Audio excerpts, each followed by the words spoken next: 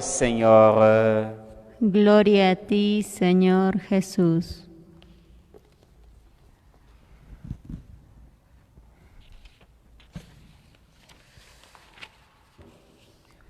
Hoy lunes, empezamos una nueva semana con la gracia de Dios y la Iglesia sigue acompañándonos con la palabra de Dios. Hoy nos toca reflexionar en torno a esta célebre palabra de este centurión romano, que son tan importantes y impactantes que han pasado a formar parte de la liturgia de la Eucaristía. Sabemos que no hay misa en la que los fieles no la repitamos. No soy digno de que entres en mi casa. Basta que digas una palabra y mi sirviente se sanará. No son palabras de Cristo, sino de un centurión romano. Según lo informe que le dan a Jesús, es una buena persona. Simpatiza con los judíos y les ha construido también la sinagoga.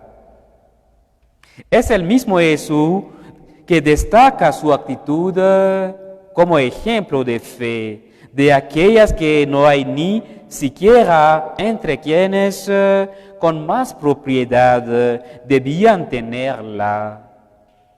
Jesús, que en otro momento había denunciado con tristeza la falta de fe en aquellos que lo rodeaban, no puede evitar exaltar la grandeza de la fe de aquel centurión pagano. Les aseguro que ni siquiera en Israel he encontrado tanta fe. La fe del centuriano pagano es puesta en evidencia en contraposición a la poca fe de Israel. La actitud de aquel centurión y alabanza de Jesús son una lección para que revisemos nuestra forma de pensar y sobre todo de catalogar a las personas que son diferentes de nosotros. No soy digno de que entres en mi casa. Basta que digas una palabra y mi sirviente se sanará. Se trata de la confesión, de una convicción profunda.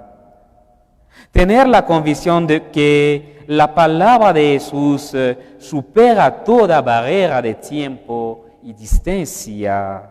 Es reconocer que es el Hijo de Dios y como tal está revestido de todos los poderes necesarios para ordenar y disponer lo que sea necesario para alcanzar su meta. Aquel centurión posee la virtud de la fe al creer que Jesús podría hacer el milagro con solo una palabra. La fe lo hacía creer que, prescindiendo de allá donde Jesús pudiera hallarse, él podría sanar al criado enfermo. Hay un pequeño detalle muy importante en este evangelio. El centurión no conocía personalmente a Jesús, sino que había oído hablar de él. Alguien lo había contado que existía Jesús. A nosotros también nunca hemos visto físicamente a Jesús.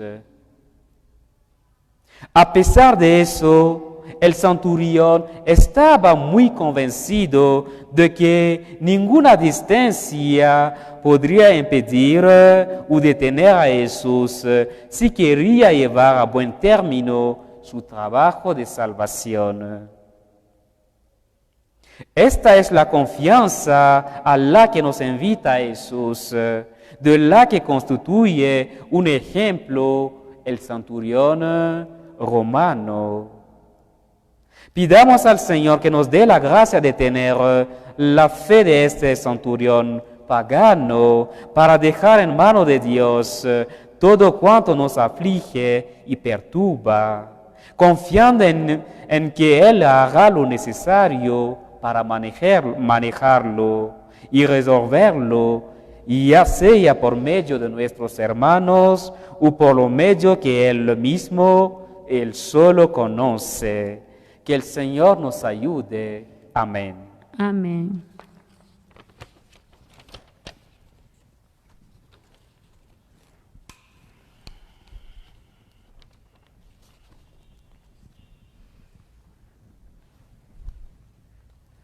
Ahora presentamos al Señor nuestras súplicas.